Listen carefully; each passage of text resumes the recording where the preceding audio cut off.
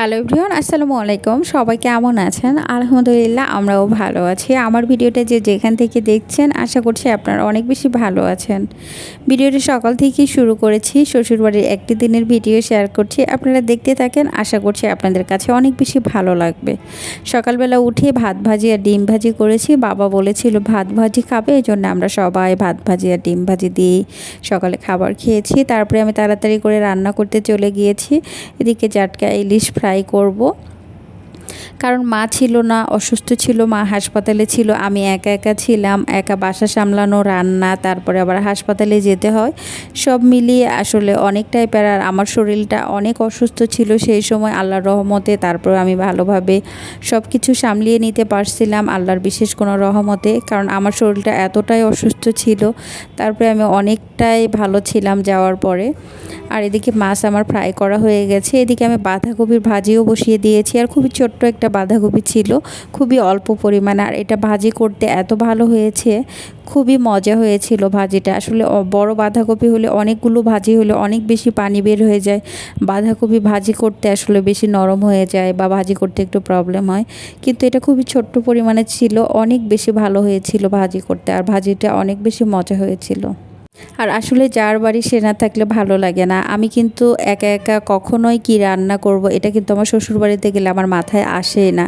আর যেহেতু মা ছিল না, অসুস্থ ছিল, এই জন্য আসলে যা ইচ্ছে হয়েছে তাই রান্না করেছিলাম। আমি সবসময় মার কাছে জিজ্ঞেস করে রান্না করি কি রান্না করব। মা যদি বাসায় না থাকে, অফিসে থাকে, তাও আমি ফোন দিয়ে জিজ্ঞেস করে নেই। যেহেতু মা ছিল না, অসুস্থ, এই জন্য একা একাই করতে হয়েছে।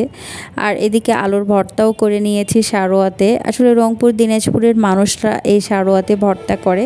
যাদের বাড়ি রংপুর দিনাজপুর তারা তো জানেন, রংপুর দিনাজপুরে ভর্তাও বানায়, আবার মশলাও বানায় কিন্তু এই সারোয়াতে।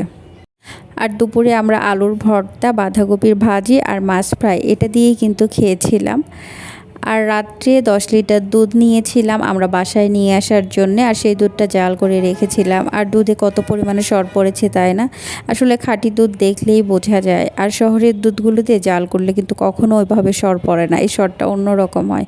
আর গ্রামের খাঁটি দুধটার মজাটাও আলাদা। আর দুধগুলো আমি জারকিনে ভরিয়ে ফ্রিজে রেখেও দিয়েছিলাম, আমরা যাওয়ার সময় নিয়ে যাব। আর আমরা দুধ কখনোই কিনে নিয়ে আসি না, বাড়ি থেকেও না বা বাহির থেকেও কিনতে হয় না। আমার হাজব্যান্ডের সাথে থাকলে তো সরকারি দুধ আমরা পাই, সেটাই খাই।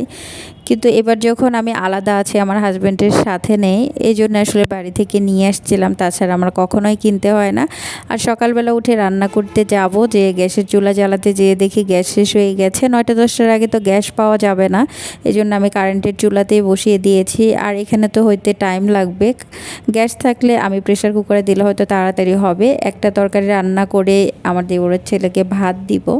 আর আমার মাংস রান্নাটাও প্রায় শেষের দিকে হয়ে গেছে। আমি কিন্তু একটা তরকারি দিয়ে ভাত দিয়েও দিয়েছিলাম। আর আমার ভিডিওটা আপনাদের কাছে কেমন লেগেছে, যদি ভালো লাগে অবশ্যই একটা লাইক কমেন্ট করে দিবেন। সবাই ভালো থাকবেন। আল্লাহ হাফেজ।